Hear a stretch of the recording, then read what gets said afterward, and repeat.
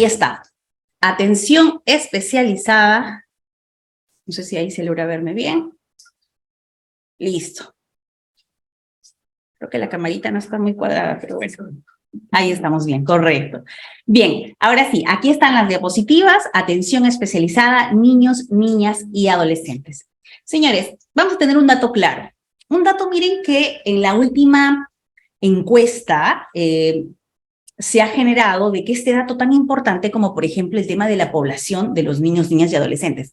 ¿Por qué consideran ustedes que justamente hemos desarrollado incluso un curso bastante amplio sobre este grupo de protección?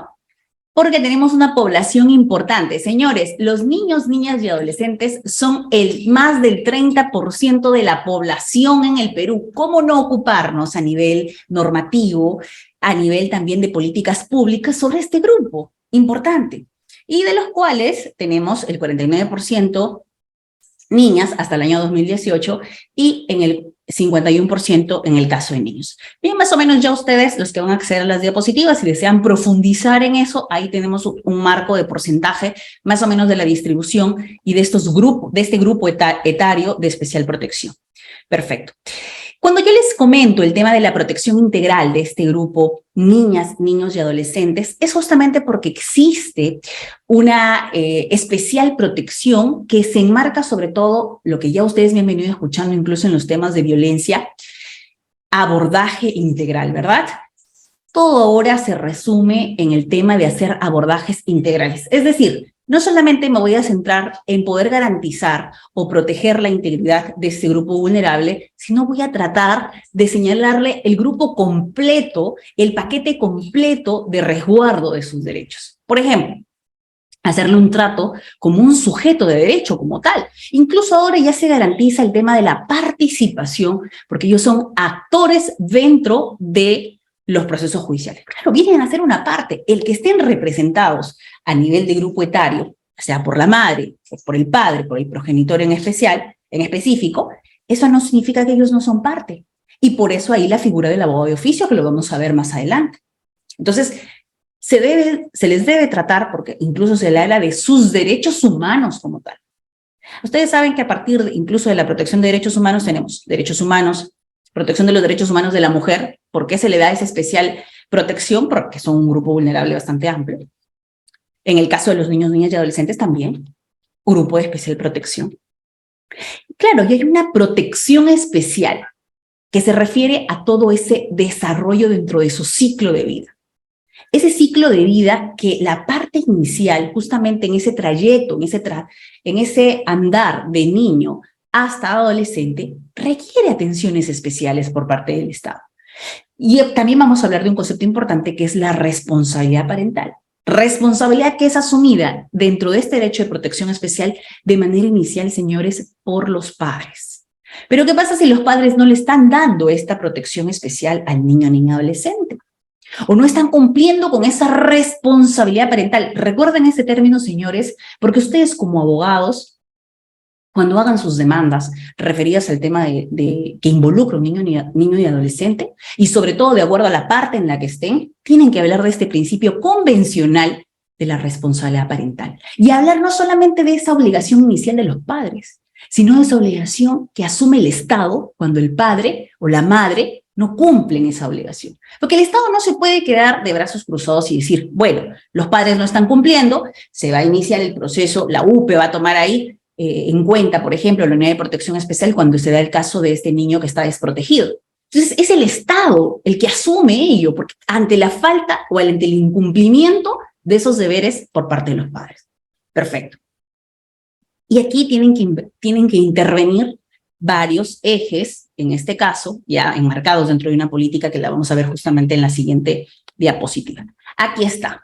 Señores, así como en el caso de violencia, yo siempre iniciaba, recuerdan, con esta evolución de la política nacional para el tema de la protección, primero de la mujer y luego de un tema mucho más amplio que era el género.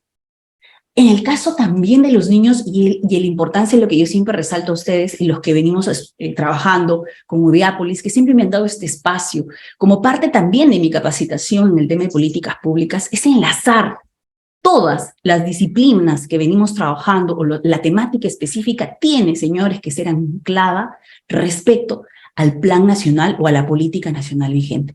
En el caso de niño, niña, adolescente, yo les dije, más del 30% de la población son niños. Entonces el Estado tiene que elaborar un plan. Y ese plan también ha tenido una evolución, porque se han dado cuenta que, por ejemplo, a partir de situaciones específicas, la desprotección en el caso de niños ha ido en aumento, o el no cumplimiento por parte de los progenitores también. Entonces, de manera inicial se lanzó un Plan Nacional de Acción por la Infancia y la Adolescencia, que tenía una línea hasta el año 2021, que ustedes saben, en el año 2020, sobre todo a partir de un episodio como fue la pandemia, uno de los grupos vulnerables más afectados fueron los niños, niñas y adolescentes. Por ejemplo, yo ya está de más ampliar en eso, tema de educación virtual, por ejemplo, que no les permitió a ellos continuar con el tema de la educación presencial y no estaban adecuados, por ejemplo, en grados iniciales para poder completar los objetivos propuestos a nivel de una línea educativa como tal. El pasar más tiempo con los padres, que en realidad decían que bueno, que ahora pasen más calidad de tiempo. No, señores, porque a nivel del informe que emite la Corte Interamericana de Derechos Humanos, incluso la Defensoría del Pueblo, a nivel de Corte, a nivel mucho más amplio, pero a nivel internacional, pero a nivel nacional, la Defensoría del Pueblo dice, señores, dentro de los hogares, en ese tiempo de pandemia, donde los niños pasaban más tiempo con sus padres, se generó un mayor índice de violencia dentro de aquellos espacios seguros, hogares.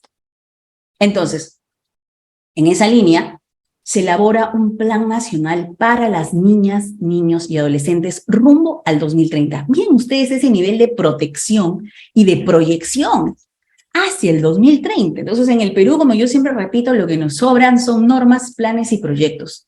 El problema es cómo engranamos, ¿no? Y ahí es parte de las instituciones. Perfecto, entonces tenemos un plan multisectorial. Este plan multisectorial que está centrado hacia el 2030.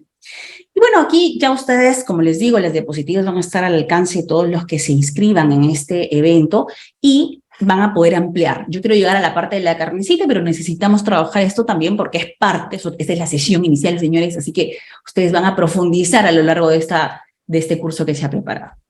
Perfecto. Y se brinda servicios especializados, claro está. ¿Qué tipo de servicios? Miren, a nivel, si ustedes quieren saber, doctora, yo tengo un caso de un niño o niña adolescente. ¿A dónde puedo acudir? Porque, señores, nosotros somos abogados, pero nosotros en el código tendríamos que revisar, el código de niño adolescente, tendríamos que revisar las leyes especiales para saber a dónde acudir cuando tengo un caso de niños. ¿Qué hago? Miren, señores, en el caso peruano, a partir de la implementación de este Plan Nacional por la Infancia, se crea a nivel nacional y se repotencia la creación de las unidades de protección especial.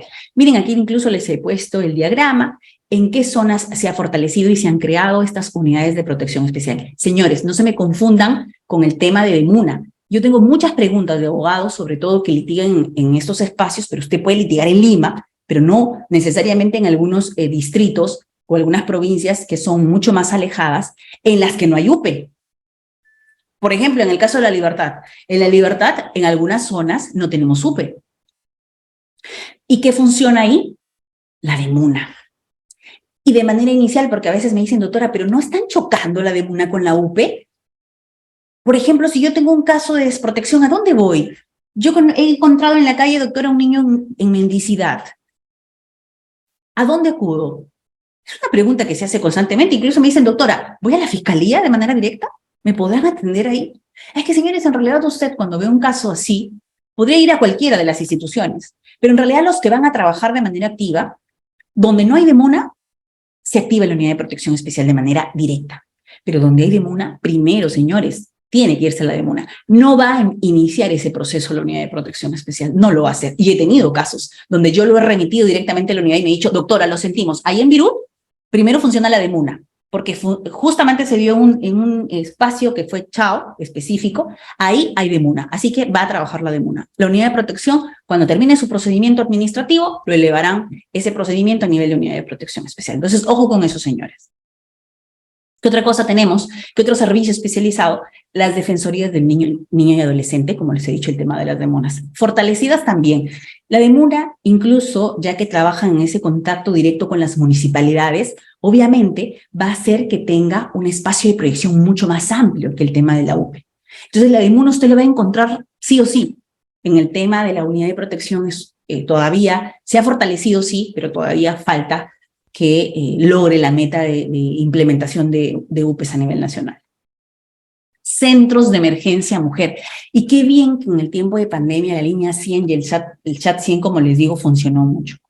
Doctora, tengo un caso de un niño del colegio. Miren, yo soy la psicóloga del colegio y el niño me ha contado que ha sido víctima de una violación sexual por parte de su primo, por parte de su hermanastro, por parte de su vecino, por parte del mismo compañero. Doctora, ¿qué tengo que hacer? Señores, de manera inicial, atención médica, siempre. A veces yo veo que se preocupan mucho por el papeleo, pero primero, obviamente, es a noticiar, ya sea a la policía, pero inmediatamente activar el tema de atención médica, incluso con el tema del castigo físico. Donde los primeros que tienen contacto, señores, cuando ha habido esto de la reincorporación a las clases presenciales, el primer contacto que tienen son los profesores con los niños. Y los niños, por ejemplo, tuve un caso en el que el niño llegó golpeado y la profesora fue la primera que se dio cuenta que tenía un moretón en la pierna o estaba lesionado a la altura del pie. Entonces, ella tiene que noticiar de manera directa. Ellos tienen incluso, a nivel de centros educativos, tienen un programa de alertas para el tema de castigo físico, cuando hay el primer contacto con ellos. Entonces, se activa a través también de los centros de emergencia mujer, ya sea llamando a la línea 100, llamando a la policía, a la comisaría a su vez llamando al centro de emergencia mujer para que se constituya. ¿Y cuál es el plus, señores? Y aquí mi recomendación, por favor, para todos los que estamos conectados el día de hoy. Señores, yo siempre recomiendo, vamos y activemos los centros de emergencia mujer. ¿Por qué, doctora? Porque el centro de emergencia mujer tiene equipo multidisciplinario, señores, y les va a ayudar a ustedes como abogados, porque ustedes me van a decir, doctora, nos están quitando trabajo. ¿Cómo usted nos va a decir que vayamos al centro de emergencia mujer si yo soy un abogado que estoy viendo casos de familia, me estoy capacitando en Udiápolis, y si le voy a decir a mi cliente, vaya al centro de emergencia mujer donde están los abogados gratuitos? Doctor, entonces, ¿en qué quedamos? No, señores, vamos a hacer una estrategia sobre eso. ¿Qué pasa? El que usted vaya al centro de emergencia mujer como usuario a noticiar un caso de violencia contra la mujer, un caso de violencia contra un niño, no significa que usted como abogado no puede llevar ese caso. Usted puede apersonarse a ese caso, claro, y le puede decir incluso a su patrocinada, mire señora, vamos a llevarlo el caso por el centro de emergencia mujer, pero yo igual voy a ser su abogado, vamos a continuar en este caso. La estrategia que estoy armando es la siguiente: yo tengo conocimiento que este centro de emergencia de este distrito o de esta provincia trabaja muy bien, tiene un buen equipo multidisciplinario, tiene asistente social, tiene psicólogo, entonces va a hacerme un análisis mucho más completo y me va a permitir que le va a dar las herramientas a la juez para que de manera directa pueda resolver en ese corto plazo. Incluso, mire, con esto, más que fijo que nos da la medida cautelar, adicional a la medida de protección que vamos a solicitar. Doctores, 100 con eso. Porque ¿qué pasa si usted avanza de manera inicial? Luego la juez, bueno, así rasguñando lo que encontró en los actuados policiales, algún actuado judicial que quiso hacer, saca o emite una medida de protección, luego esto se va a la sala y la sala dice nulo, retórnese. ¿Por qué? Pida apoyo al equipo multidisciplinario, realice una audiencia, recabe. Incluso he visto algunas resoluciones que dicen incluso vuelvas a elaborar nueva ficha de valoración de riesgo, y eso me parece algo a mí que no sé qué le pasa a la sala a veces, porque ¿cómo me va a pedir que vuelva a elaborar la ficha si la ficha se llenó y ya no se puede volver a llenar? O sea, la idea es que el porcentaje o el puntaje o la puntuación que nos da la ficha es el instrumento para que el juez luego determine el nivel de riesgo, pero no significa que lo que dice la ficha es el nivel de riesgo final. Entonces, que nos pidan que volvamos a elaborar la ficha no tiene mucho sentido. Bien. ¿Qué otro servicio? A ver, ustedes que están también en el tema de protección de niño y adolescente. A ver, ¿a dónde más pueden acudir? Ya hablamos de las UPEs, las de MUNAS. Recuerden, donde hay de MUNA, la UP es como otra instancia, no es que actúan los dos juntos. Centros de emergencia mujer, tenemos línea 100, tenemos chat 100. Una más, claro que sí, tenemos este programa también importante. Y yo felicito aquí, no sé si alguien está conectado aquí de la Corte Sullana, si está alguien conectado, por favor, para que valide lo que voy a decir. El año pasado, con mucho entusiasmo, leímos una noticia donde el presidente de la Corte, que ya no es el actual presidente, pero el presidente de la Corte del año pasado, hasta el año pasado, implementó, miren, un programa de cuna para los trabajadores de su corte o para las trabajadoras de su corte, donde podrían estar en esos espacios y esa atención especializada que se le da a los hijos de los trabajadores, obviamente en un grupo etario bastante reducido, no había una cuna pues hasta los 10, 15 años, ¿no?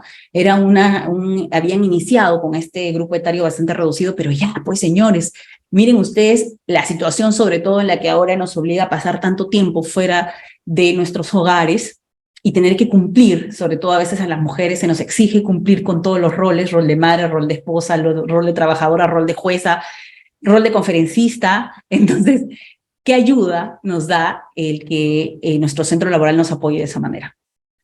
Bien.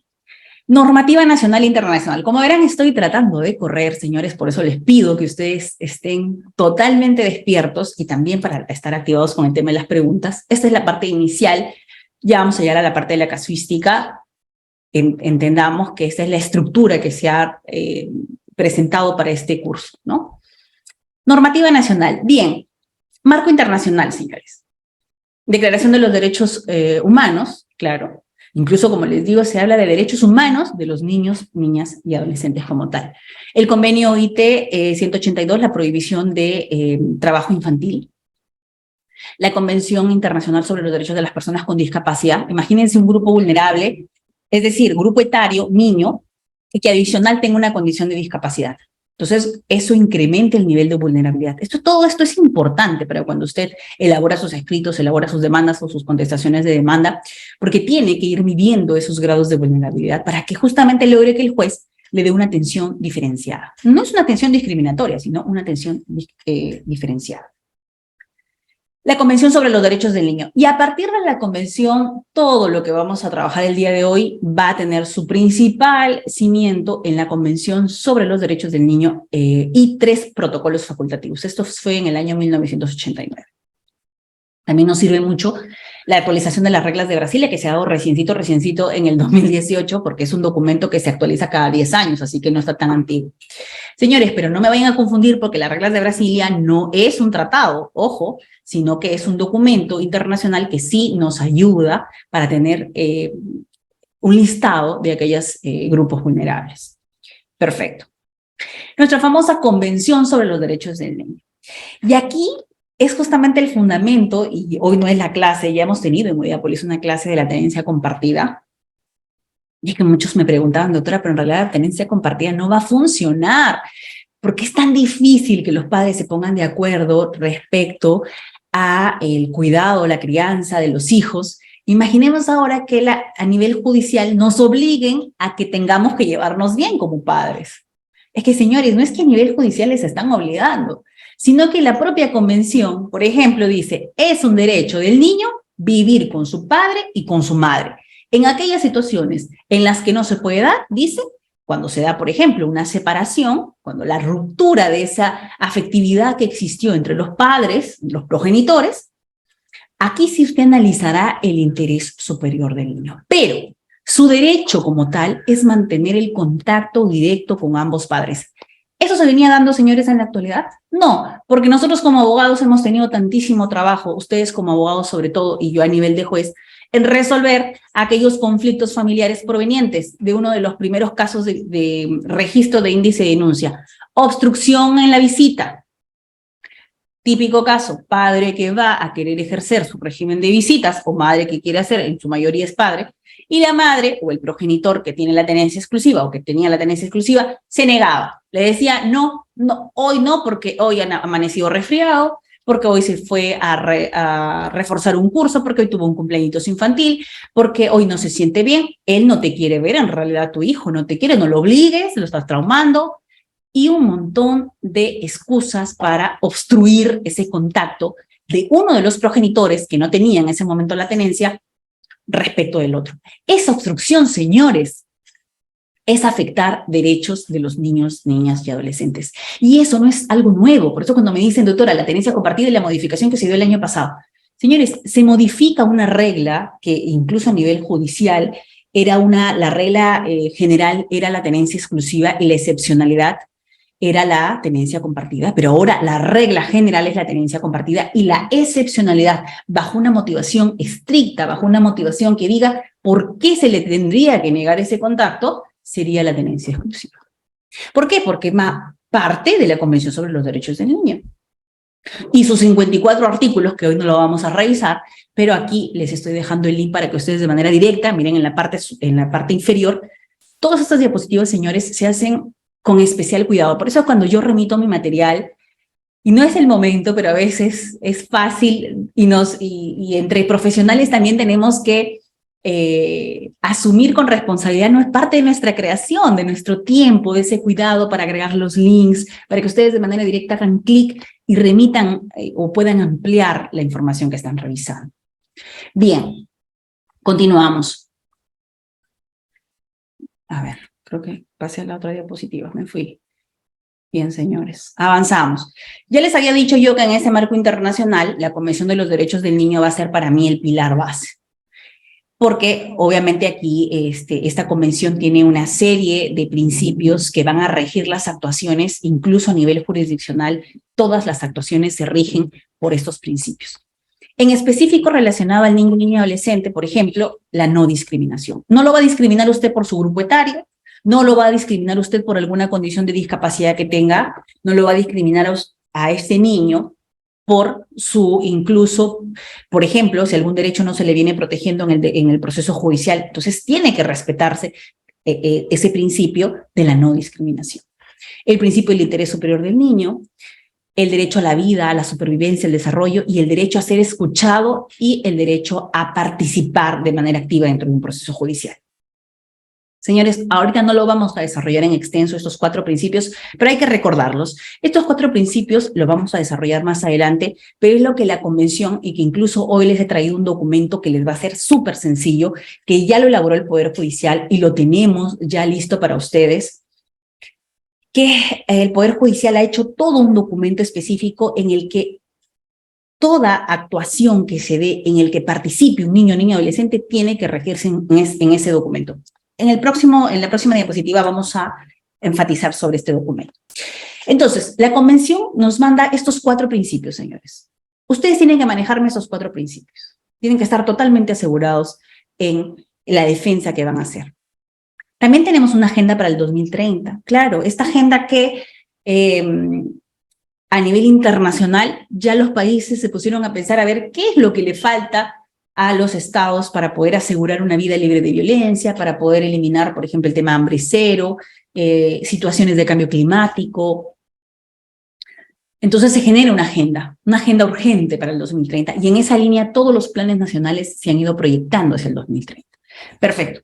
Y en su margen derecho, señores, yo he puesto aquí en colorcitos las leyes específicas a nivel peruano referidas al tema niño, niña, adolescente. En realidad tenemos un montón, pero estas son las más importantes.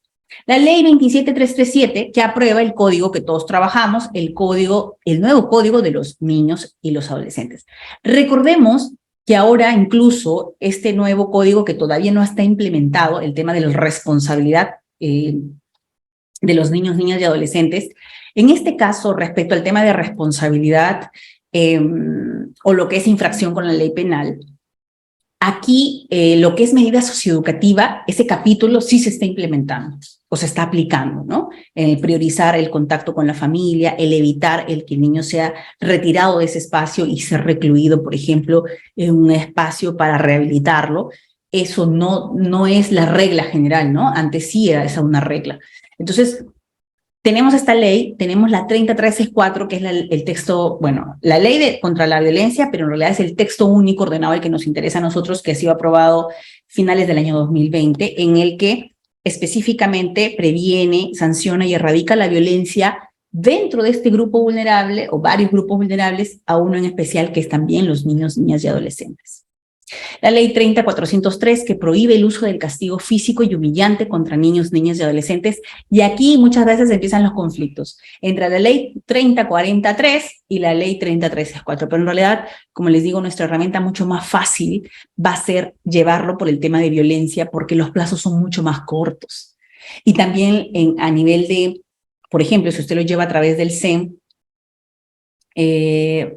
es mucho más fácil manejar el tema de la actuación que va a tener el equipo multidisciplinario, y con ello va a poder tener una respuesta a nivel judicial mucho más rápida. La ley 30466, esta ley famosa que establece los parámetros y garantías procesales para la consideración primordial del interés superior del niño.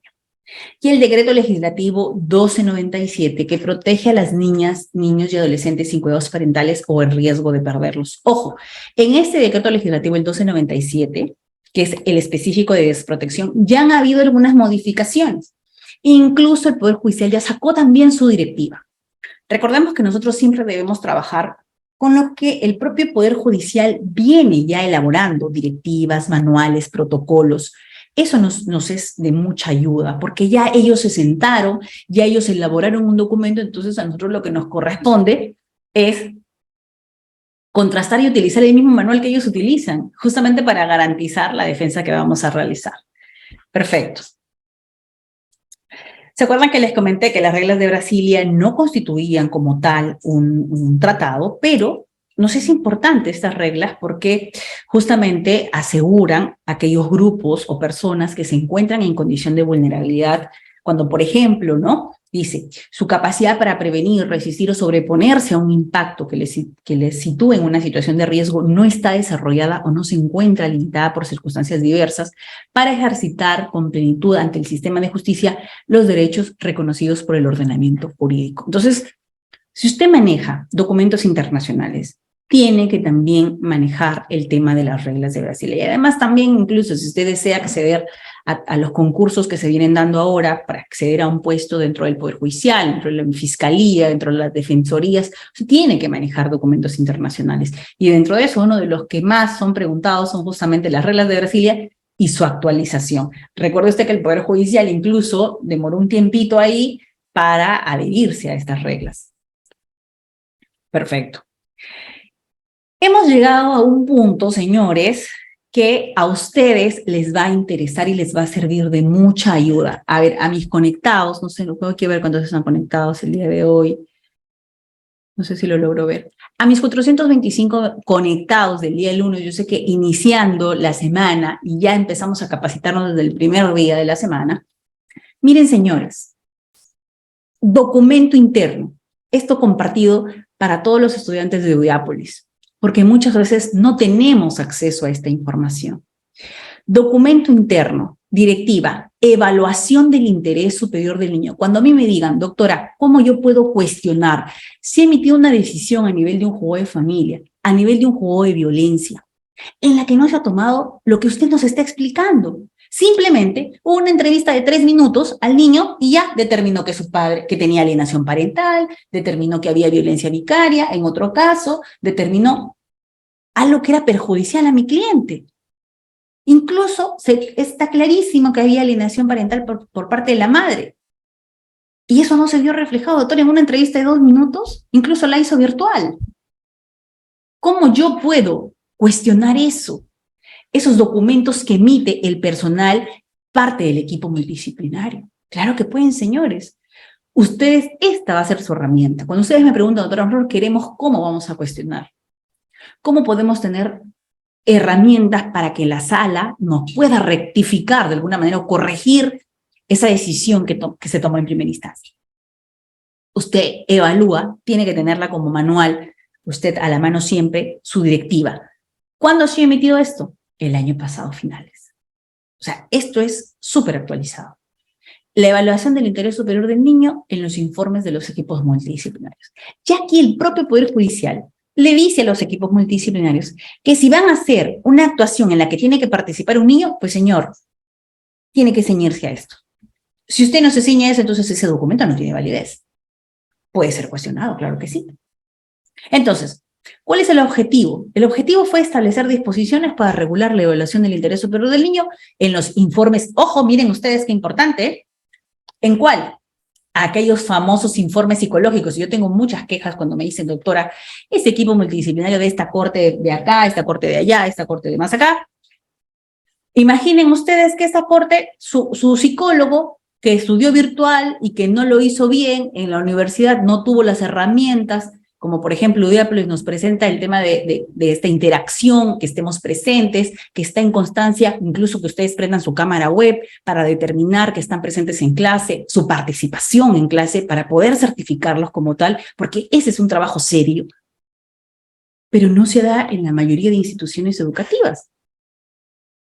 Y aquí se cuestiona mucho los informes psicológicos, se cuestiona mucho la elaboración de un informe social, un informe multidisciplinario, señores. ¿Recuerdan cuando la juez pide y dice que se emita un informe multidisciplinario respecto a este caso para yo poder decidir sobre el tema de la tenencia? Yo quiero dar una medida cautelar en el tema de la tenencia, pero igual como la ley me faculta, puedo pedir un informe multidisciplinario. Señores, es importantísimo el trabajo que tiene que hacerse o esos informes que se anexan, sino que no se le está tomando la importancia de vida o algo está pasando, porque si lo dejamos pasar y no los cuestionamos, entonces le estamos validando. Ahí está su base normativa. Esos son los documentos ustedes que en detalle tienen que utilizar para poder hacer de que si efectivamente o no ese contraste, esos informes se han desarrollado de manera correcta. La base yo no la voy a volver a repetir, ahí está en la diapositiva, voy a más bien a proceder a analizar los mismos o los propios, en este caso, los principios que justamente elabora esta directiva y que se han detallado y que no es un invento del Poder Judicial. Estos principios que son los principales aquí son justamente lo que yo les hubiera podido empezar diciendo, dentro de este marco de la primera clase vamos a analizar los principios, infinidad de principios. Señores, vamos a centrarnos en los que nos van a ser útiles, en los que puedo utilizar para yo poder cuestionar ese informe, ya sea del equipo multidisciplinario, ese informe social, ese informe psicológico. ¿Qué es lo que me interesa aquí? En el tiempo de pandemia, recordemos que en el área de familia ha habido un tema de principios como el tema de la flexibilización, el tema del informalismo, que se han maximizado. Pero señores, ojo aquí, la pandemia ya se terminó. Cuando a mí, por ejemplo, y ustedes no me dejarán mentir en el tema de violencia, ¿ustedes recuerdan cómo eran los procesos de violencia para dictar medidas de protección antes de la pandemia? Los que están conectados. Ustedes recuerdan que antes de la pandemia le citaban a su audiencia, ¿verdad? Citaban a su audiencia y en su audiencia dictaban su medida de protección. En el tiempo de la pandemia, con nuestro famoso con nuestro decreto 1497, dijeron, bueno, podemos prescindir de la audiencia. Podemos. Y al final, todos prescindieron. Y todos me decían, mis abogados que se conectaban, decían, doctora, no nos llaman. Es más, emiten la medida solo con la declaración, punto. Nosotros nos enteramos cuando tenemos un plazo chiquitito de 3 días para poder cuestionar la medida. Y la sala no las va a traer abajo porque no se realizó la audiencia, porque así está el decreto, que te habilitó. Y señores, ¿y ya se acabó la emergencia y el decreto sigue vigente o no? ¿Los están convocando a audiencia o no ustedes? ¿Cómo están haciendo? ¿Están utilizándolo como motivo de cuestionamiento? Señores, importante algo. Más allá de la vigencia de este decreto, que si se olvidaron o no, o simplemente el decreto dice mientras que dure el estado de emergencia. Entonces el estado de emergencia se terminó, en consecuencia, tú tienes que garantizar de que tu resolución tenga, bajo ese indicio razonable, tenga esos parámetros, pues, de razonabilidad, proporcionalidad, para que usted pueda emitir una medida. Si esos parámetros se han mantenido, entonces, claro, check positivo para poder emitir la medida, indistintamente si prescindió o no de la audiencia. Tal vez usted utilizó otros mecanismos, hizo llamadas telefónicas, denunciante-denunciado, tal vez hizo videoconferencia, perfecto, flexibilizó. Por eso es que aquí también está presente en el tema de niño y adolescente la flexibilización. Dice, los jueces deben ser flexibles, permitiendo la interpretación, ejecución y adaptación más favorable a la situación de niño, niña, adolescente y a su desarrollo integral. Miren ustedes, a nivel de violencia, ustedes recordarán que se llenan fichas de valoración de riesgo. Tenemos ficha para mujer, tenemos ficha o modelo de informe para adulto mayor, tenemos para niña, niña, adolescente, claro, y tenemos ficha de valoración para hombre. No es la clase de hoy, pero ¿tenemos? Nos falta, ¿no? Ahí nos falta hacer ese formato, porque también puede ser víctima, claro. sujeto de protección en el inciso B del artículo 7. Entonces, la flexibilización aquí, señores, se ve en eso. Debemos interpretar, debemos ejecutar, debemos adaptar. Por ejemplo, a nivel de comisaría, se supone que lo normal es que la declaración de este niño que ha sido víctima de castigo físico, cuando lo trasladan a la comisaría para que rinda la declaración, ahí realice como hace cualquier víctima. Pero señores, ¿es cualquier víctima un niño o niña adolescente? Yo me he constituido a la comisaría cuando, por ejemplo, trajeron a un niño que había sido víctima de castigo físico. Señores, la comisaría no es un espacio para un niño, porque al ser el víctima se le está tratando prácticamente como si él hubiese cometido algún delito, que es algo que no corresponde, pero sí, porque imagínense un niño de 8 años asustado porque fue golpeado en una comisaría donde lo tienen esperando porque incluso en la comisaría llegue la víctima, incluso mujeres que llegan golpeadas, esto igual les hacen esperar. Y están entrando personas con las grilletes que son de otra área, porque no todas las comisarías pues son súper amplias, y tenemos la comisaría especializada de familia, y tenemos el efectivo policial que tiene un trabajo que ya ha hecho una preparación para hablar con niños, que tiene toda esta dinámica de atención con los niños o dinámica de atención de las víctimas. ¿Pasa eso, señores, en el Perú? Tenemos efectivos policiales que incluso cuando usted le va contando la denuncia la va mirando así o como que qué cosa me está contando. Señores, eso es un proceso, eso es un tema doméstico, eso solucione con su esposo. Acá necesitamos cosas, feminicidios, acá no congestionen, mire, tenemos tantos casos. Eso se da en pleno, el año pasado yo en las conferencias habían intervenciones de algunos CEN que nos decían que incluso los efectivos policiales en algunas jurisdicciones, yo entiendo que hay comisarios que se capacitan, incluso en Udiápolis están constantemente, he tenido la suerte de conocer a muchos a través de esta ventana de Udiápolis, que son responsables en su capacitación, pero no es la mayoría. Entonces, este niño en la comisaría, señores, ¿es un espacio para que rinda una declaración? No es un espacio. Entonces, por ejemplo, como actuación, el juez, ¿qué puede hacer? En mi caso, por ejemplo, en un caso determinado, trasladamos al niño a la casa de la abuelita, donde ella iba a estar durante que dure este proceso, se le dio la medida cautelar, lo dicté de manera oral. Yo no voy a esperar ir hasta mi despacho, hasta tipeo el documento completo, envío el oficio. ¿El niño cuánto tiempo tiene que estar en la comisaría? Lo pude hacer de manera oral y luego se documentará con la resolución completa. Y pedí incluso que la entrevista ampliatoria al niño se le haga, porque en ese momento no había cámara GES, no se le podía, porque era en provincia, que se esa primera entrevista esté presente la psicóloga, incluso para que me pueda orientar a mí como juez, si es que las preguntas que estoy haciendo están bien orientadas o no. Importante que yo pida como apoyo el equipo multidisciplinario.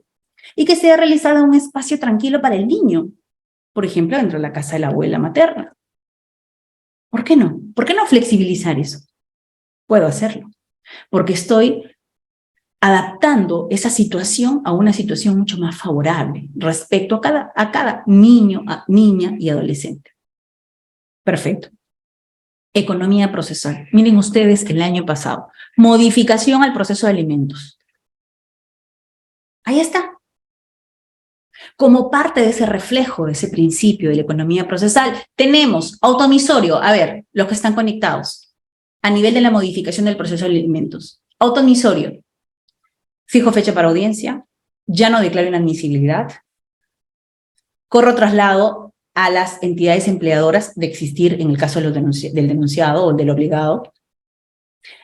Inserto el apercibimiento de que si en la contestación de la demanda no me cumple con lo que yo he requerido, incluso se puede dar por no contestada la demanda y se le puede declarar como rebelde. Entonces, ¿economía procesal o no? Auto 1. Mi proceso que iba a ser en varias etapas, incluso la asignación anticipada de alimentos, implicaba que usted vaya a la corte, pida copias del expediente para que saque su cuaderno y aparte de eso, hasta que le saquen el autoadmisorio de su medida anticipada de alimentos, que se le da el mismo tratamiento de una medida cautelar. Eso para nada era economía procesal. Pero si usted ahora en el auto 1 tiene todo eso en ese pack, en la resolución 1, y usted ya tiene fecha para audiencia, usted ya tiene pensión anticipada, entonces claro que le va a ayudar. Incluso la demanda siempre va a ser admitida, y si hubiese algún error, pues se subsanará o se levantará la observación, como algunos lo llaman, pero no significa que es inadmisible.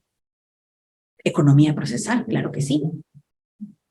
Oralidad. Señores, en el tema de oralidad, en los procesos de familia, ustedes han visto que se ha venido implementando muy bien el tema de la oralidad civil. En la oralidad civil, incluso el año pasado ha habido premiación a varias cortes porque han hecho que aquellos procesos civiles que tenían una duración extensa también reduzcan a nivel economía procesal, oralidad, ha permitido con su audiencia preliminar, ha permitido hacer esa depuración de casos importantes. Qué importante que se ve también en los procesos de familia.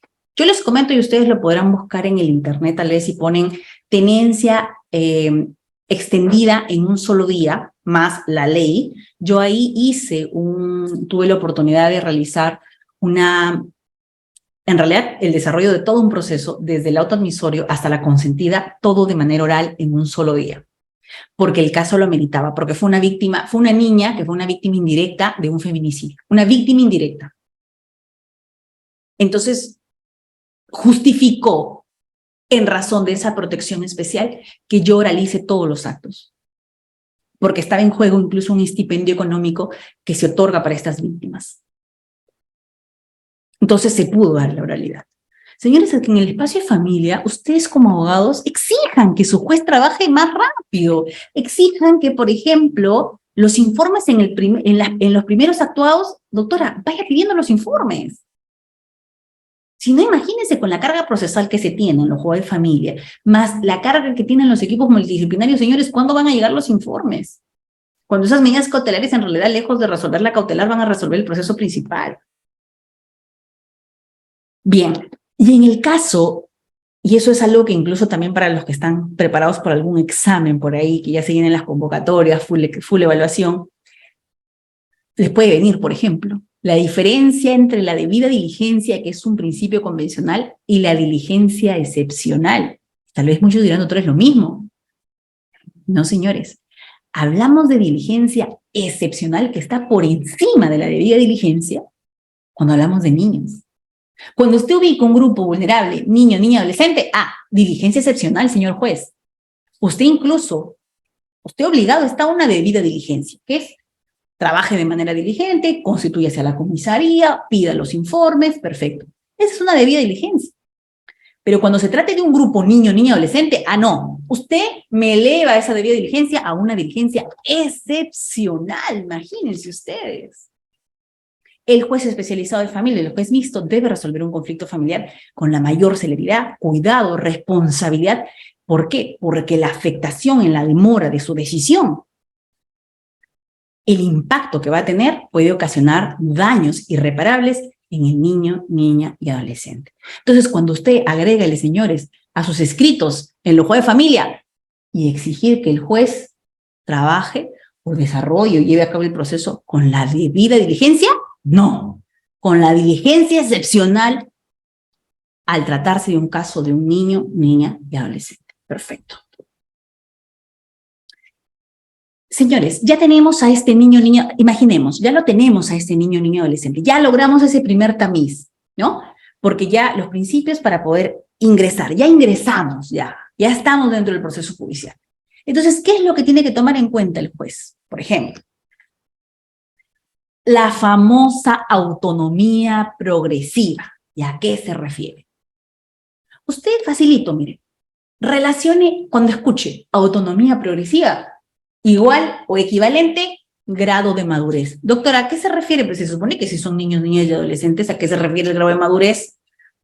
Se refiere, señores, es que yo he podido entrevistar a niños de 8 años o niños de 7 años que tienen un grado de madurez y un nivel de brindar una información detallada ante un hecho de violencia en el que estuvieron presentes.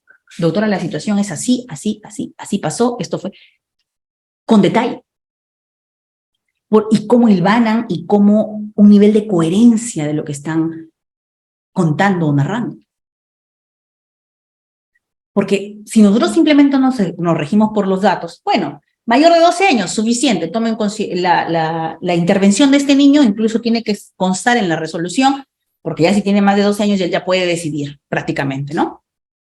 No, señores, porque puede tener 12 años, pero su grado de madurez no está en relación a sus 12 años. Y usted, que es el abogado de la otra parte, tiene que hacerlo ver y decir, sí, doctora, téngase en consideración que si bien es cierto, el niño tiene 12 años, pero el niño ha sufrido alienación por parte de la madre, o el niño ha sufrido alienación por parte del padre. Entonces, el grado de madurez con el que pueda brindar esa entrevista, en el que él dice que yo lo he golpeado y eso es falso, entonces analícese también, tómese en cuenta esa autonomía progresiva. Perfecto. Condición de vulnerabilidad, ya les he dicho. Para eso, utilicen siempre ustedes sus reglas de Brasil, ese es su manual. Pero, indistintamente, dentro también de esta evaluación del interés superior del niño, se tiene que evaluar niño adolescente que adicional tiene, por ejemplo, una discapacidad, que adicional, imagínense ese niño adolescente que es víctima de violencia dentro del colegio, tal vez un bullying, también es víctima de violencia dentro de su propio hogar. Miren, y aquí en condición de vulnerabilidad voy a hacer una pausa. Tuve un caso reciente de una niña que encontramos caminando en Chao específicamente, y esta niña de 8 años, que se encontraba como a las 4 de la mañana caminando sola, el efectivo policial recoge a la niña, la lleva a la comisaría, le hace las preguntas con quién vive, le dice que con su tía materna y con la pareja de su tía materna. Le dice, pero ¿y tu mamá dónde se encuentra? No, mi mamá se encuentra en Lima, pero yo no estoy en contacto con mi mamá porque mi mamá ella decía, ¿no? Mi mamá me abandonó y me dejó con mi tía. Desde las 4 de la mañana hasta que se iniciaron las averiguaciones en la casa de la tía, etcétera, etcétera, como a las 8 o 9 de la mañana llega la famosa tía, y la tía nunca reportó que su sobrina, a la que ella estaba a cargo, había desaparecido desde las 3 de la mañana. O sea, la señora no se había dado cuenta.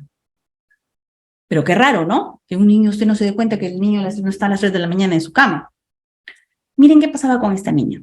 Esta niña ya había sido incluso parte de un proceso de desprotección por parte de la madre. La madre se drogaba en Lima. La niña vivía con la madre y con su padrastro. Y ella había sido víctima de violencia por parte de su madre. Por eso es que la retiran de Lima y la ubican en Trujillo, en específico, en La Libertad, en específico en Chao, con la tía materna. ¿Y qué pasaba? La tía materna también la golpeaba a esta niña. Entonces es por eso que ella ya desesperada salió y caminó por las calles porque ya no sabía más qué hacer ya con su vida. Y cuando llega a estos efectivos, miren qué importante de analizar esta condición de vulnerabilidad, cuando miren ustedes, ¿qué creen que dijo el Centro de Emergencia Mujer cuando la policía le pide al Centro de Emergencia Mujer que actúe en este caso? Algo que para mí fue, y si alguien está conectado aquí al Centro de Emergencia Mujer, por favor, no es un hablar al aire, es algo que pasó y que a mí me sorprendió. El Centro de Emergencia Mujer dijo, no me puedo hacer cargo de ese caso, no voy a validar ese caso. En shock. ¿Por qué? Porque, señores, aquí ya esa niña pasó por la unidad de protección especial. Miren ustedes, cuando yo hablaba de los servicios especializados, UPE, de MUNA, Centro de Emergencia Mujer, ¿recuerdan? Ya. Señores, si ellos no coordinan entre ellos no van a estar echándose la pelota de esta niña. No, es que eso le toca a la UPE. No, es que eso le toca al SEM. No, es que ya tiene otro proceso de desprotección. Oiga, señor, es una niña que está siendo violentada por su tía materna, que hay incluso una resolución donde a esa tía materna se le da y se le encarga el cuidado de esta niña. Se le encargó el cuidado de esta niña. Había incluso una resolución de Lima en el que decía, se le entrega a la tía materna esta niña hasta que termine incluso ese proceso en el que ella tenía, la madre. Y el CEN dijo no, remítase copias nuevamente a la Unidad de Protección de Lima. No hubo atención, acompañamiento a esta niña por parte del psicólogo, de la asistente social, no hubo nada de eso. Recién se le dio cuando llegó este caso al Poder Judicial, es decir, a mi despacho, que se ordenó de manera directa que se pueda, que inmediatamente se corrija la situación. Y felizmente fue corregido. Porque una cosa no tiene nada que ver con otra, señores. Que esta niña tenga un proceso de desprotección a nivel de UPE respecto de su madre. Pero este nuevo hecho de violencia que había sido noticiado era respecto de la tía. Y justamente su nivel de vulnerabilidad era mayor. ¿Por qué era mayor? Porque aparte de ser víctima de la madre, que ya tenía un proceso incluso por eso, ahora estaba era víctima de violencia por parte de la tía materna. y el efectivo policial la volvió a poner en manos de la tía materna, porque la tía fue a la policía y se llevó a la sobrina. Cuando esos actuados llegan al despacho, ya esto había sucedido. Entonces tuvimos que trabajar ahí con la debida diligencia, no, con la diligencia excepcional de constituirnos para poder solucionar el tema que se había presentado. Importante. Doctores, he visto que me han levantado la mano. Si desean, mientras que tomo agüita, por favor, me pueden hacer las preguntas. Por favor, deje mi agüita. Aquí está mi agüita. Así que me han levantado justamente la manito. He visto, qué gusto de verdad que estén atentos, doctores, y yo gustosa. Ustedes saben que esto es un aprendizaje mutuo. Hay otros principios importantes, enfoques propios también que tiene justamente esta evaluación del interés superior del niño. Bien. Flor de María me levantó la mano. A ver, por favor, para darle el pase a Flor de María. Active su audio, no hay problema. Flor de María, buenas noches. A ver, le voy a solicitar la reactivación, no sé si ahí se escucha. ¿Cómo está, doctora? Muy buenas noches, qué gusto, de verdad. Buenas noches, doctora, qué gusto también. Nuevamente, otra vez en un nuevo curso con usted. Y me alegro bastante porque nos sirve de mucha, digamos, actualización, ¿no? En los temas y también, bueno, comentarle, yo veo temas de violencia, yo trabajo para una institución pública, pero también tenemos un centro de emergencia mujer, digamos similar a un centro de emergencia mujer, ¿no? En una entidad pública, pero como usted señalaba, sí, hay cuando ya ve, el SEM ya lo ha visto, ya no quiere entrar a ver otra institución, otro servicio de otra institución, el mismo tema o sobre las mismas personas, ¿no? Sobre la misma víctima, porque señalan de que ya lo vio la otra parte, ya lo vio la otra institución y ya no queremos interferir en la labor, ¿no? De la primera institución que ha visto el caso. Y muchas veces pasa eso, pero a veces sí se necesita, justamente como usted decía, articular, digamos, esfuerzos, ¿no? Entre una y otra institución para coadyuvar a que el menor o la víctima, ¿no? Fuera mujer, adulta mayor o fuera un varón de repente, pueda tener una solución rápida y efectiva a su problema, ¿no? Sí es cierto. Eso quería comentar por un lado. Y por otro lado, quería hacerle la consulta de que, por ejemplo, cuando una menor tiene un tema, o puede ser ya una persona vulnerable o una mujer, bueno, puede ser un adulto mayor o un varón, tiene un tema de violencia, pero no identifica al agresor, de repente el tema de acoso, ¿no? Puede ser una menor, en este caso yo he tenido algunas llamadas, algunas consultas sobre eso. La menor puede ir a la comisaría, denunciar el hecho, más no señalar, o sea, que quede como una ocurrencia y no señalar quién fue, porque no sabe el nombre de la persona, ¿no? A veces el acoso se da en estos espacios públicos que son el metro, el tren, ¿no? Las estaciones, pero no saben quién es la persona, cómo se llama. Entonces, claro, la comisaría no le dice, pero usted tiene que darme el nombre, pero si ella no sabe, pero quiere denunciar el hecho porque siente que la autoridad pues le va a escuchar, ¿no? Entonces yo señalo que debe la comisaría recibir como una ocurrencia, ¿no?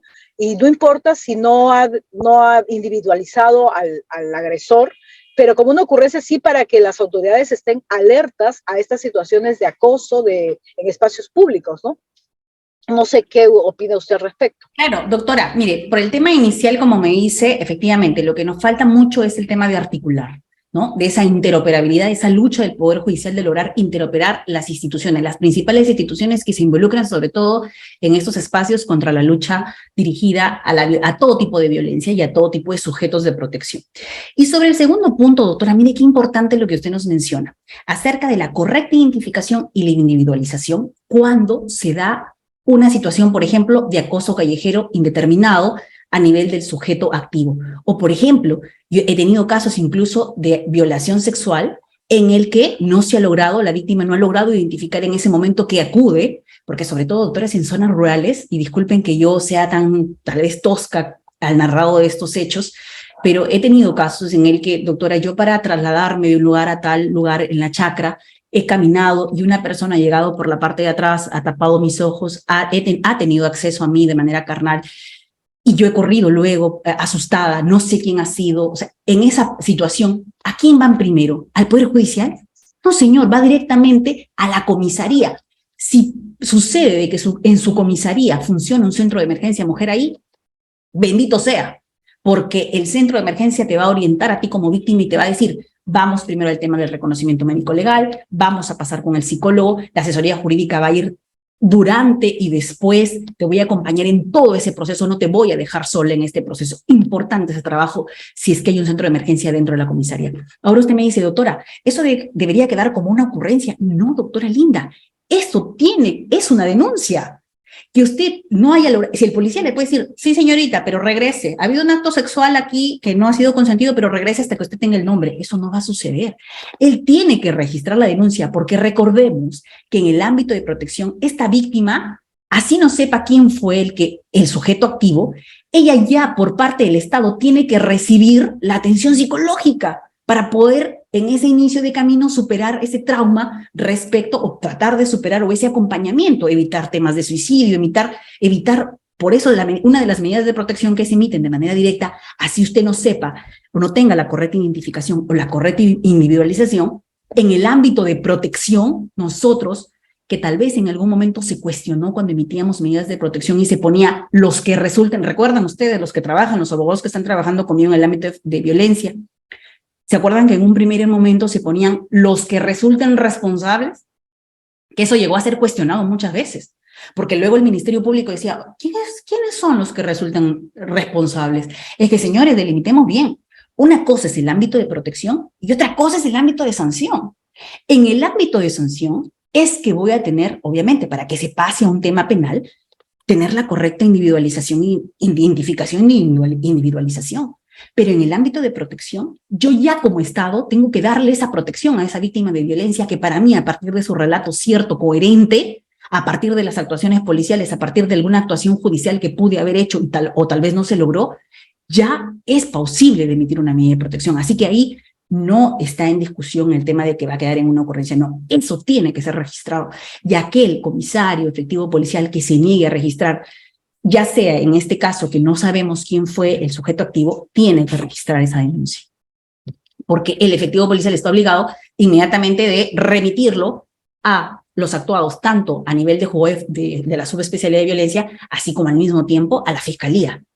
Recuerden lo que nos decía siempre el doctor Sarabia, a ámbitos paralelos. Aquí no es por etapas, sino paralelos, al mismo tiempo.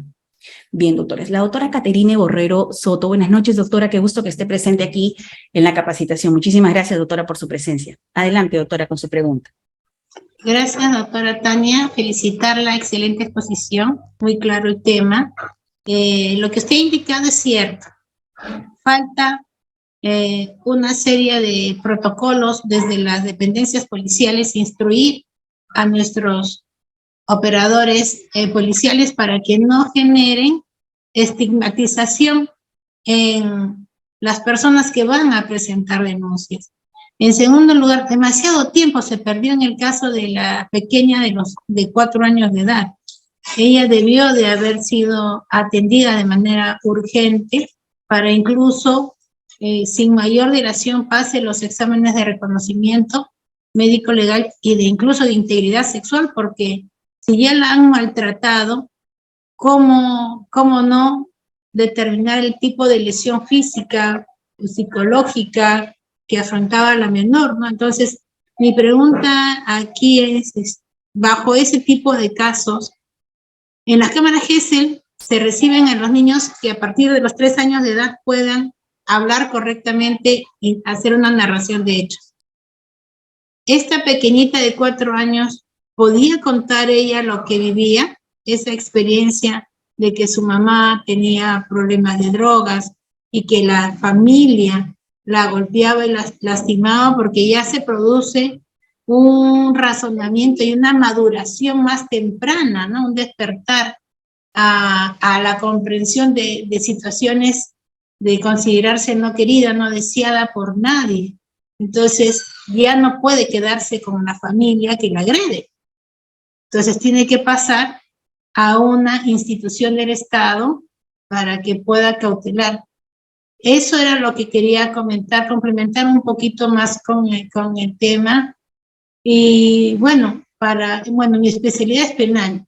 Entonces, desde el punto de vista penal, nosotros actuamos un poco más rápido, ¿no? Generar acciones inmediatas, incluso para la detención de los agresores, porque estamos hablando de una niña que, como usted ha indicado, que si bien es cierto hay una diligencia excepcional, también debemos de tener en consideración que debe de haber una debida diligencia reforzada en el caso de ella, muy particular. Doble víctima. Exactamente, doctora, a eso quería llegar, es una doble víctima. Y ahí pues hay que actuar contra las autoridades para que se den inicio a los procesos administrativos, para que puedan reordenar sus procedimientos de atención. No puede haber un peloteo. El peloteo... Lo que hubo, doctora. El SEM dijo el peloteo, ¿qué es lo que genera? Yo no asumo porque eso ya lo está viendo la UP Lima. Oiga, señor, pero ese era un hecho con la madre. Aquí hay una víctima que incluso, por el tema se le precisó, y lo que logramos hacer en este caso, doctora, es que se le puso, nos logramos contactar con la abuela materna, porque esta era la tía, recordemos, la tía materna en el caso, pero se logró poner a buen recaudo a la niña con la tía. Pero los efectivos policiales, doctora, y es lo que siempre yo cuestiono, la falta de articulación, según lo que usted también nos indica, ¿por qué en ese momento al fiscal de turno, el fiscal de turno debió decir en ese momento, oiga, ¿cómo va a autorizar que la niña nuevamente venga la tía materna y recoja a las 8 de la mañana a la niña? O sea, la niña se fue con su agresora. Y claro, eso es Maurito. Una situación que iba a llevarnos y arrasarnos a todos, porque como yo le dije, ustedes creen que son cosas aisladas. Le digo, no, porque el sistema falló. El sistema no cumplió todo lo que se viene implementando, doctora, y usted que justamente sabe en el tema de presupuesto, el tema de la capacitación en efectivos policiales, el de crear órganos especializados, en este caso, tal y cual lo narré, todos fallaron. Primero porque a nivel de sistema, doctora, como usted dice, esta niña no iba a contar, soy víctima y tengo un proceso en Lima, tengo un proceso administrativo que está en este estado, no, es una víctima que está, una niña en calle, a las 3 de la mañana y que ella indica que no quiere regresar a la casa de su tía porque la golpea. Con eso es más que suficiente. ¿Qué más? ¿Qué dato más necesito? Ahora, nosotros somos los que tenemos que de manera inmediata tener acceso también, doctora, y esa es una de las falencias, a un sistema totalmente integrado. Porque nosotros no tenemos acceso en ese momento, o la policía, a las resoluciones administrativas. Eso recién han tomado conocimiento ante la negativa del CEN de validar el caso. Efectivamente, doctora. Y ahí es donde se producen los nudos. No se puede cumplir realmente los objetivos de desarrollo de las políticas públicas si los principales actores son los que ponemos los nudos. Entonces, el trabajo articulado en ese tipo de casos debería de generar incluso hasta personas de enlace que puedan solucionar ese tipo de problemas, para que asuman la competencia, porque ahí ya estamos hablando de una omisión de función, y es un delito. Eso es un delito claro, que es perseguible de oficio. Claro, ahí inmediatamente remití copias a la fiscalía también respecto al actuar, ¿no? Y aparte de eso, doctora, porque más allá, yo entiendo el tema de la responsabilidad, pero eso no va a hacer que en el corto plazo ese tipo de situaciones no vuelvan a ocurrir. Entonces, ¿qué otra cosa tuvimos? Una reunión de emergencia, y encima esta situación fue en pleno paro, en el pleno conflicto social. Y ustedes saben, a todos los que están conectados el día de hoy, que los niveles de violencia se incrementan justamente en espacios donde hay conflicto armado, conflicto social. Y nosotros como Perú estamos atravesando actualmente un conflicto social muy elevado, que la prensa tal vez no lo quiere publicitar a ese nivel. Pero, por ejemplo, en el tema de Chao y Virú, que es justamente esa zona en la que estamos trabajando actualmente, ahí hubo la toma de carreteras, hubo el tema que incluso se dio estado de emergencia en esa zona. Señores, los que más sufren son las víctimas de violencia. ¿Por qué? Porque los efectivos policiales están a 100 en el tema de limpiar carreteras, en los espacios.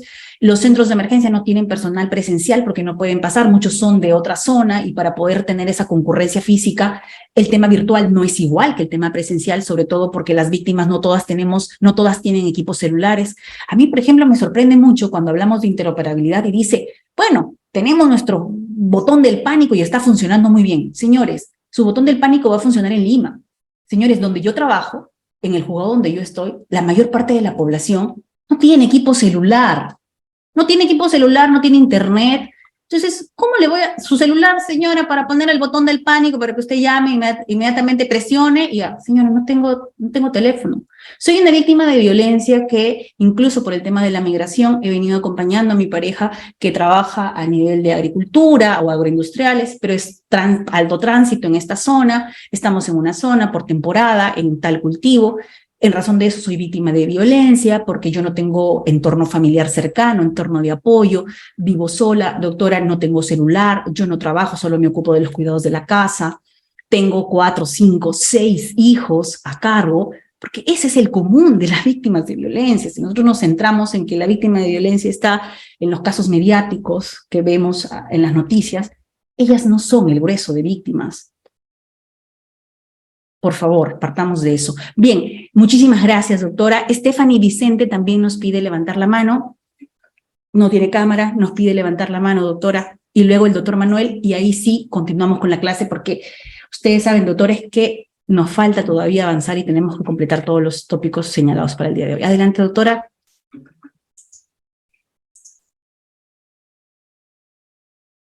El doctor Manuel, en todo caso. Mientras que activa el audio, bien, perfecto, doctor. Buenas noches. Buenas noches, ¿me escuchan? Sí, lo escucho claramente, doctor. Adelante con su pregunta, muchas gracias. Muy buenas noches. Una consulta, mi pregunta es, ¿en qué momento las medidas de protección que se dan en este proceso tan delicado, por decirlo así, porque es delicado, no cruzan la exageración con el derecho? Es decir, el límite es el derecho. Si se dan medidas de protección es para que la mujer, para que de su posible o potentado agresor. O sea, ¿en qué momento esas medidas ya vulneran o exceden el, porque cualquier mujer podría ir a un centro de salud o a un SEM y solicitar medidas de protección porque es víctima, pero hay otras mujeres que no, de repente no lo necesitan, o por simple venganza, o simple... Doctor, usted se está centrando en lo que es la falsa denuncia, para resumir un poco su pregunta. Exactamente. Solamente esa era mi pregunta. Perfecto. La falsa denuncia, estimados, no solamente se ve en el tema de violencia. Partimos de eso. La falsa denuncia se puede dar, incluso el día de mañana usted lo puede sindicar como autor de un homicidio, autor de una infracción de tránsito, autor, no sé, de cualquier delito. Entonces, a veces nos centramos en el que solo en violencia existen falsas denuncias. No, señores, en todos los delitos existen falsas denuncias. Así que cuando usted me dice, doctora, ¿cómo vamos a controlar? Eso se puede dar en cualquier delito. Ahora, la resolución que emite la medida de protección es una resolución que tiene que estar enmarcada en criterios de razonabilidad, de proporcionalidad. Tiene que haber parámetros, incluso detallados, para poder emitir una medida. Si esos parámetros no se encuentran ajustados a derecho, entonces usted tiene la opción de cuestionar esa resolución a través de los recursos correspondientes, como por ejemplo la apelación. Entonces, las reglas están claras. Ahora, yo entiendo que tal vez en el fondo de su pregunta se dice, doctora, están abusando un poco del tema de la denuncia o de la falsa denuncia. Bueno, más allá del abuso o no, partamos de que hay documentos oficiales. No lo dice la conferencista, no lo dice tal vez las representantes de algunas instituciones. No, lo dice el informe de la Defensoría del Pueblo, lo dice el informe de la Corte Interamericana de Derechos Humanos, donde el tema, por ejemplo, el tema de las relaciones asimétricas, el tema de los incrementos del número de violencia dentro de los espacios familiares, dentro de los hogares, el número de violencia o de víctimas de violencia dentro de relaciones afectivas o relaciones de pareja. Ya incluso el Tribunal Constitucional en el 3378-2019 lo dice claramente. Reconoce a este problema de la violencia que en su mayoría recae en el grupo vulnerable mujer. Entonces no lo dice la conferencia, sino que tenemos que partir de esa premisa. Somos un Estado, lastimosamente, en el que el índice de violencia no nos ayuda y por eso se dan este tipo de flexibilidad, este tipo de normas para luchar, como una medida para luchar. Ojo, no somos ámbito penal, somos ámbito de protección. El tema de la determinación que usted me dice, ya de establecer si es víctima y de otro lado si es agresor, eso se determinará en el espacio penal. Nosotros, mientras tanto, dictamos medidas de protección. Nosotros no decidimos quién es o no derrotamos el principio de inocencia. Perfecto. En otros principios también vamos a hablar acerca de la revictimización, por ejemplo, la no revictimización. Esto tanto en víctimas de violencia en grupo mayoritario mujeres, así como en el caso de niños, también importante. Perfecto. Yo quiero avanzar un poco porque estamos un poco con el tiempo. Estos enfoques ustedes ya lo han visto y lo hemos estudiado cuando hemos analizado la ley 30364. Enfoques que logró llevar a otro nivel incluso el texto único ordenado. Porque a diferencia de lo que el propio derecho de familia ha querido lograr en todo este tiempo, hay ya doctrinarios, incluso juristas en el derecho de familia, como el doctor Alex Plácido, el doctor Manuel Bermúdez Tapia, en el que luchan con esta total independencia del derecho de familia. Y no se ha logrado todavía una codificación sustantiva, una codificación adjetiva propia del derecho de familia. Pero sí lo ha logrado el tema de violencia, por ejemplo, a través de su texto único ordenado, que en realidad era una compilación de normas, pero nos lanzó los enfoques diferenciados y con eso constituyó prácticamente una real especialización. Nos habla de un enfoque de género, un enfoque interseccional, un enfoque respecto a ese curso o ciclo de vida, un enfoque intercultural. Importante porque aquí estos enfoques en esta evaluación, ojo, seguimos dentro de este documento que ustedes van a poder tener acceso en esas diapositivas también. Igual son documentos que también los pueden ubicar en las propias instituciones en las que ustedes laboran. Es un documento elaborado por el Poder Judicial, así como el Ministerio Público también elabora sus protocolos de atención, sus protocolos para tratamiento de víctimas. También cada institución, a partir de sus atribuciones, elabora sus protocolos.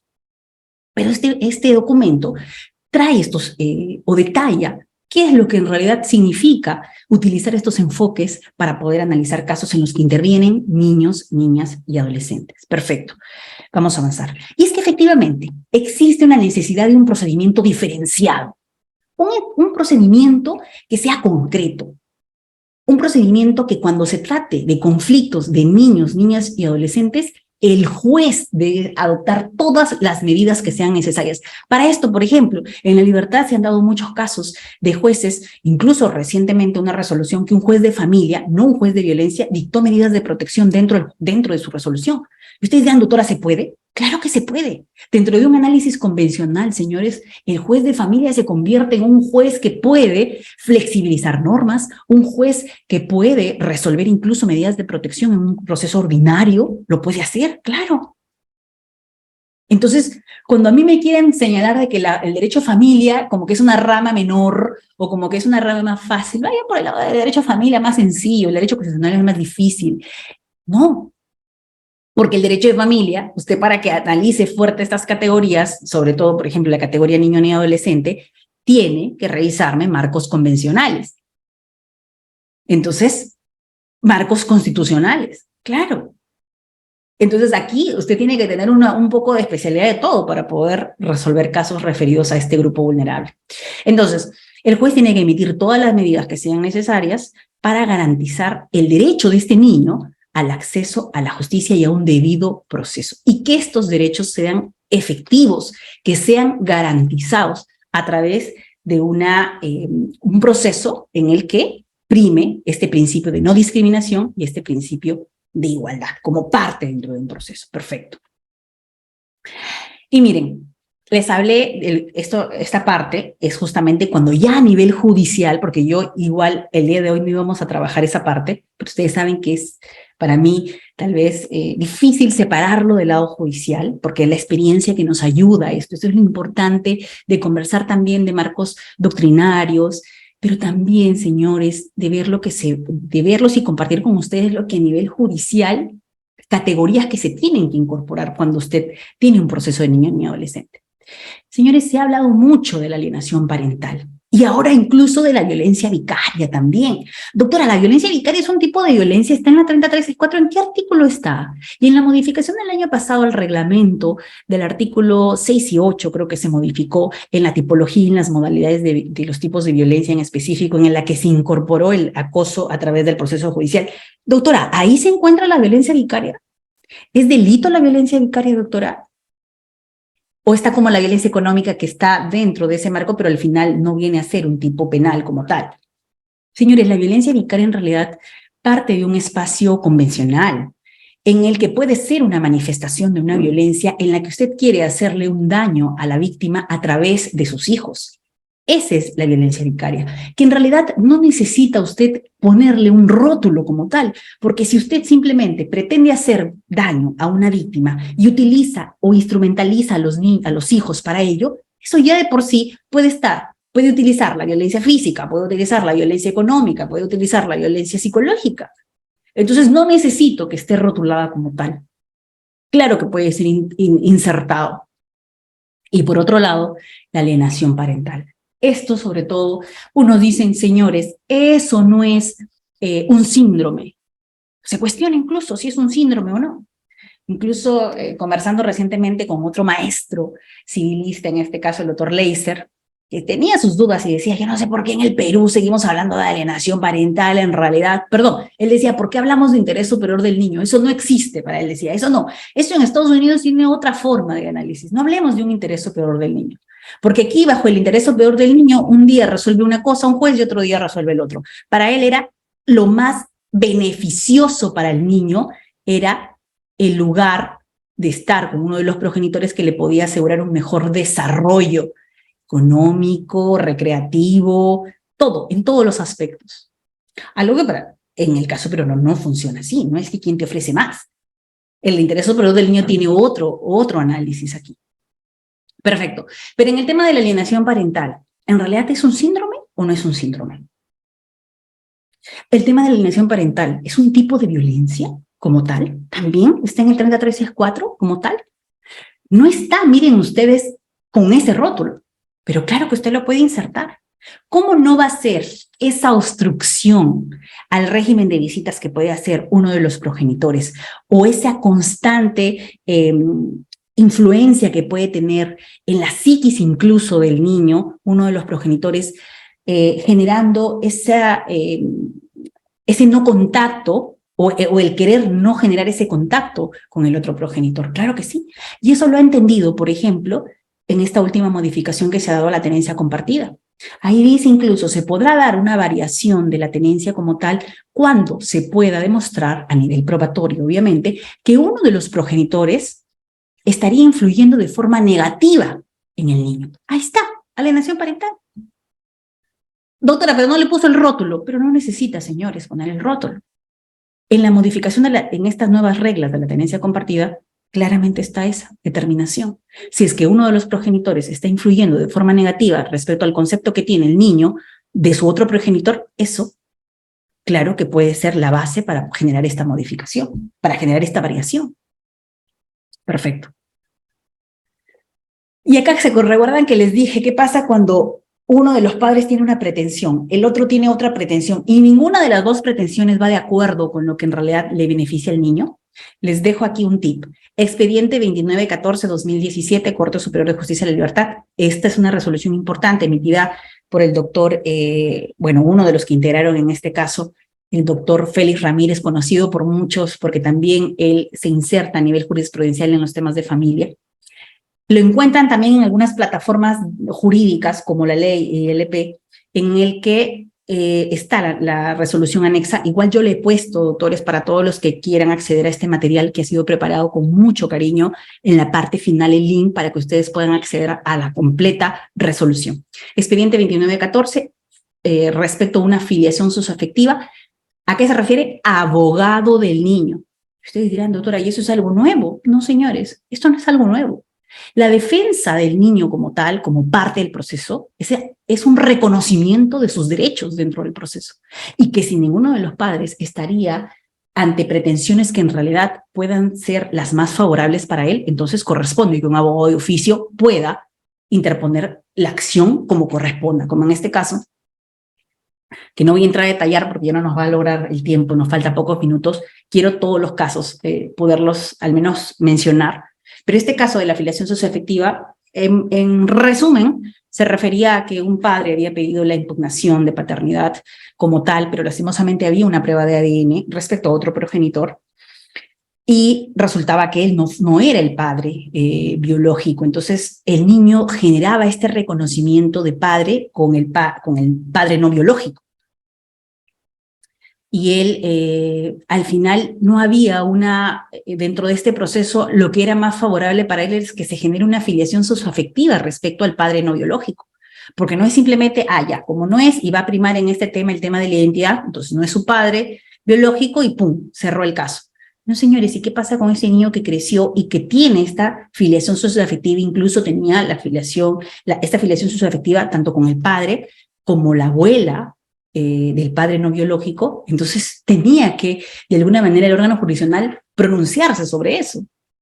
Porque incluso en algún momento que se le hizo un informe social y se le hizo una entrevista a este niño, él dijo claramente la relación y el interés de pasar tiempo, de esa relación que se había generado tan fuerte con su padre no biológico.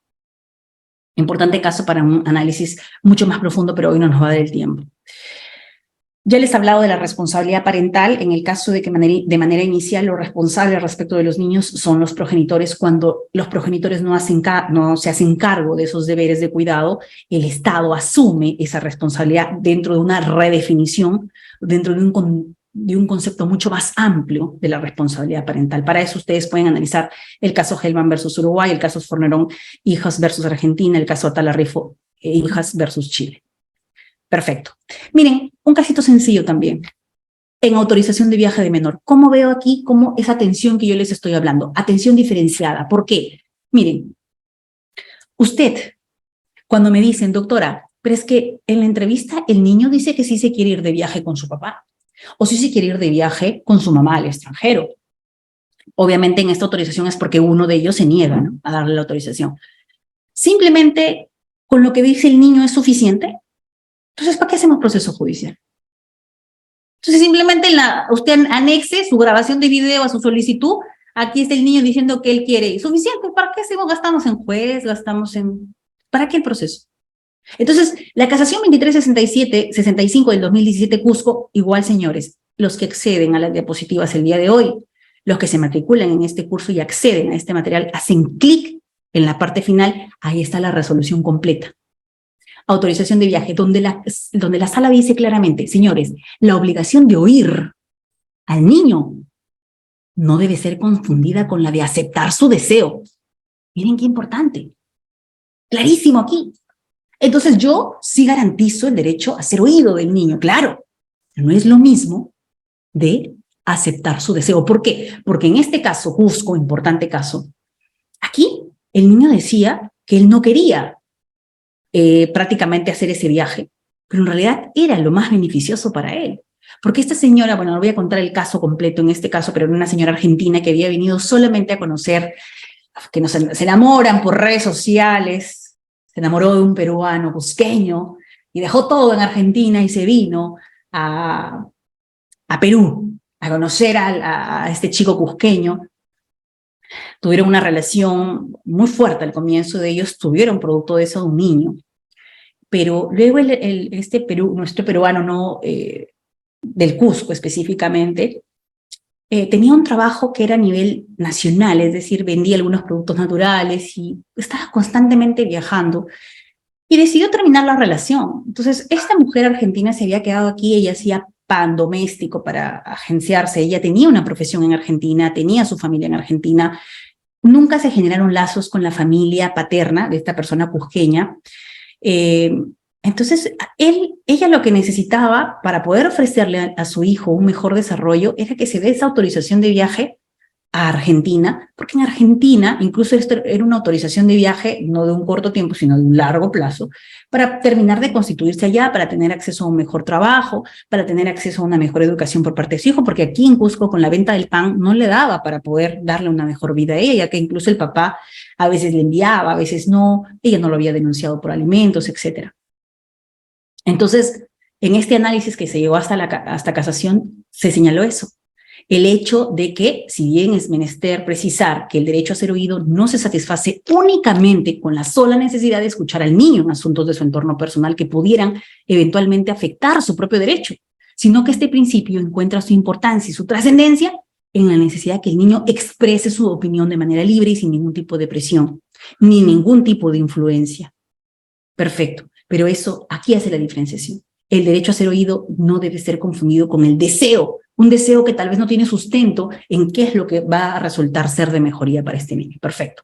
Ustedes lo pueden utilizar aquí, por eso les dejo esta casación. Ustedes como abogados, cuando les llegue para que contesten la demanda, decían, no, es un deseo antojadizo tal vez, es un deseo que la madre ha logrado insertar en el niño, o que el padre ha logrado insertar en él, pero no es lo que en realidad el niño, sacando todas esas influencias, es lo que él quiere manifestar. Importante para ustedes esta casación. Recuerden que nada de esto es vinculante, señores, pero nos sirve los fundamentos. Por ejemplo, en una disposición de bien, por ejemplo, en una disposición de bien de menor, miren, importante caso, y les dejo este expediente importantísimo también, 8011-2019. Ustedes saben que cuando se pide una disposición de bien, en este caso fue un caso que sucedió en el tiempo de la pandemia, y, un ratito por favor para tomar agüita. Estamos con el calor, Dios mío, no sé qué temperatura vamos en Lima. Me sorprende en Lima, estamos con más calor que en Trujillo. Hoy estoy, les comento, doctores, en Lima, en esta hermosa ciudad. Estoy aquí en tránsito, en realidad, porque yo soy de Trujillo, estoy de vacaciones en el trabajo en el que me desempeño.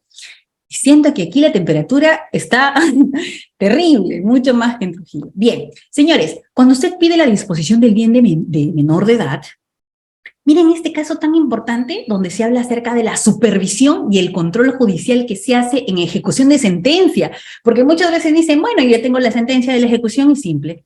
¿Cuántas veces hemos tenido casos de disposición, lo más usuales, en el tema de que tengo una cuenta bancaria, el señor ya murió, o la señora ya falleció, el papá, el otro padre que se queda a cargo de los hijos, o el otro progenitor pide al juez para poder sacar ese seguro de vida o poder retirar ese dinero de la cuenta para poder invertirlo en la educación de las niñas, en la ampliación de la casa, qué sé yo. Pero aquí estábamos hablando de que eran montos altísimos, señores. No eran unas cuentas de poco dinero, ¿ah? Estábamos hablando aquí, no sé si aquí lo he puesto el resumen del monto, pero eran unos montos altísimos que había dejado este señor. Imagínense que bajo una demanda de que diga, bueno, quiero utilizar para su educación de mis hijas y retire el dinero, ese dinero no es para la educación de su nivel, con ese dinero era para la educación superior e incluso educación en maestría en el extranjero y todo lo demás. Entonces, ¿qué hizo el juez? Es mucho dinero. Entonces, vamos a hacer un control judicial sobre la ejecución de la sentencia. ¿Se puede? Claro que sí. Entonces, determinó en su sentencia que la primera cuota iba a ser utilizada en un monto determinado para la compra de computadoras, la ampliación de los cuartos para cada uno, porque ellos tenían educación virtual en el tiempo de la pandemia. Entonces, esto será a través de visitas de supervisión. Se estableció los plazos y cada cierto tiempo que se haga la visita de supervisión. Perfecto. Entonces, cuando a veces me piden, doctora, material sobre el tema de la supervisión del cumplimiento, y eso yo quiero pasarles el dato porque hay muchos que me dicen, doctora, ¿qué pasa con el tema de los alimentos? Recuerden que en el tema del Perú no existe supervisión a cómo utiliza los alimentos o el monto de los alimentos la demandante, ¿verdad? Y aquí muchos padres me consultan y dicen, doctora, imagínense, lo ha utilizado para irse de viaje, lo ha utilizado incluso, doctores, he tenido un caso que disculpen a veces la crudeza con la que les cuento, doctora, se ha hecho la liposucción con la plata de la pensión, señores. Esto lo hago, señores, para que despierten todos, porque estamos un poco ya con la hora de la capacitación, pero ¿pasa o no pasa, estimados?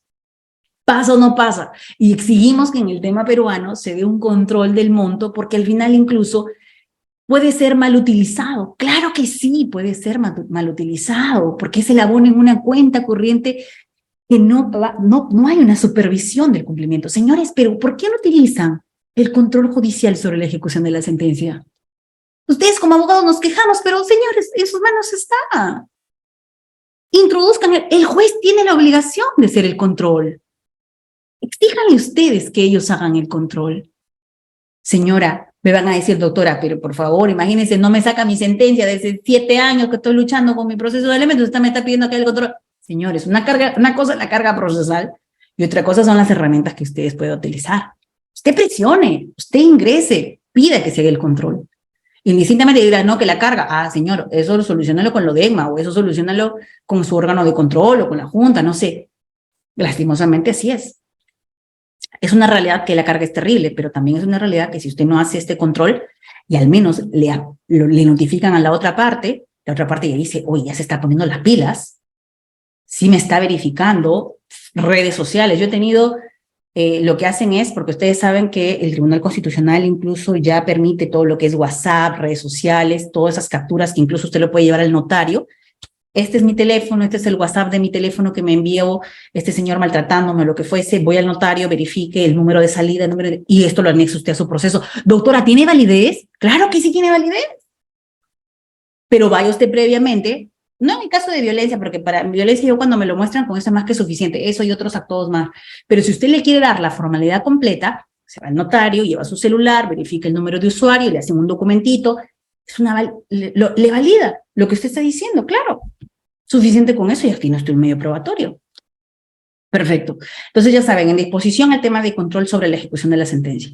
Señores, en el caso de violencia vicaria, caso importante, caso Ángela González Carreño.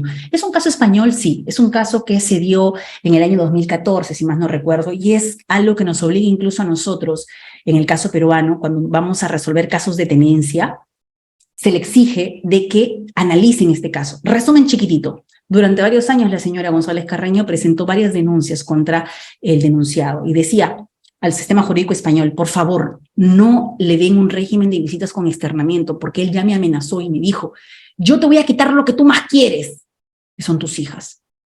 Pero el juez en el sistema español le dio el régimen de visitas con externamiento o una tenencia compartida, lo que podría ser acá también ahora, ¿no?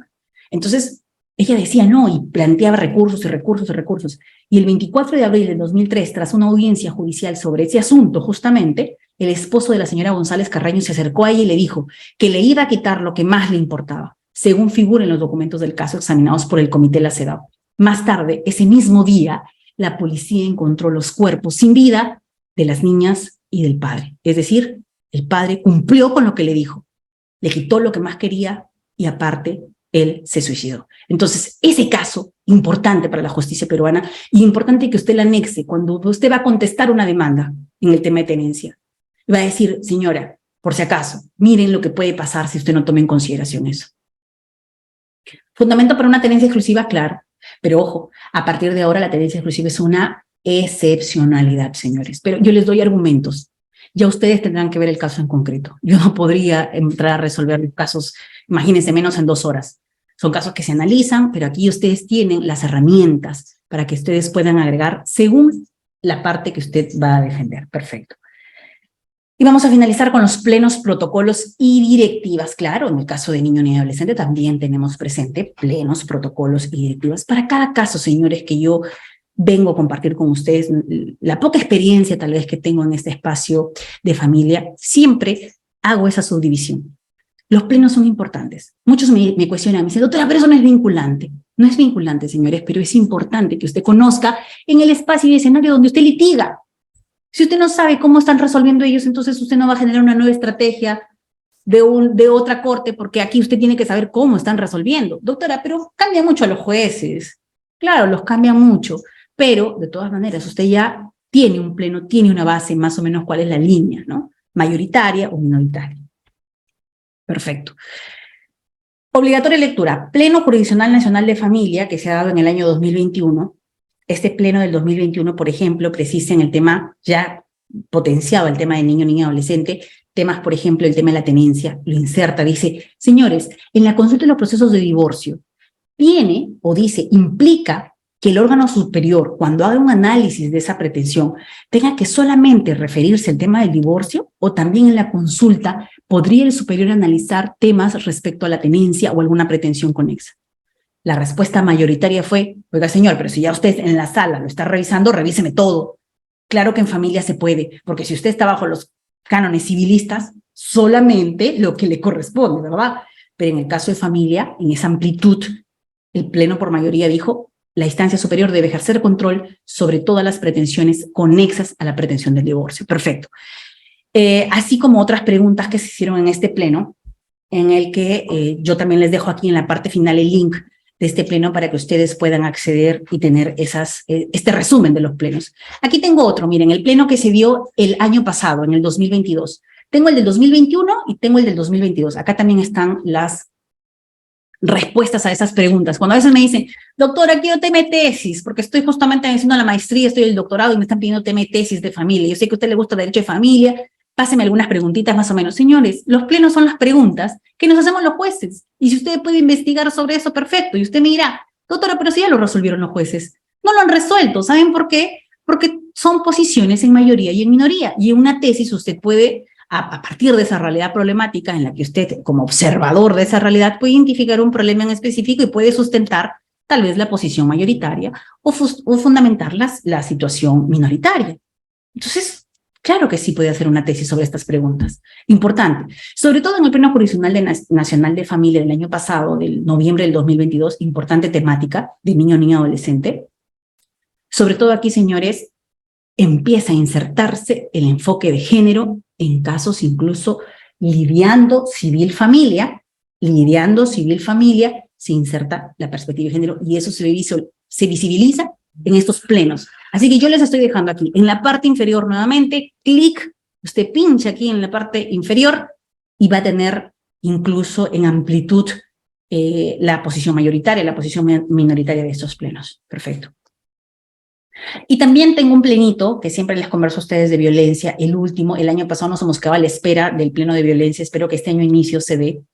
Esto fue en el 2021, finales, 2 y 3, y sobre el tema de tenencia y la medida cautelar de tenencia, sobre todo en los procesos de violencia, importante también, porque ya saben que esto se dio antes de la modificatoria de la tenencia compartida, y donde se establece que el plazo de los 30 días para otorgar la medida cautelar temporal, en este caso del proceso ordinario. Pero aquí, en este pleno, se dio y se ventiló la posibilidad de que en un proceso de violencia también se puede emitir una medida cautelar temporal de tenencia provisional como tal.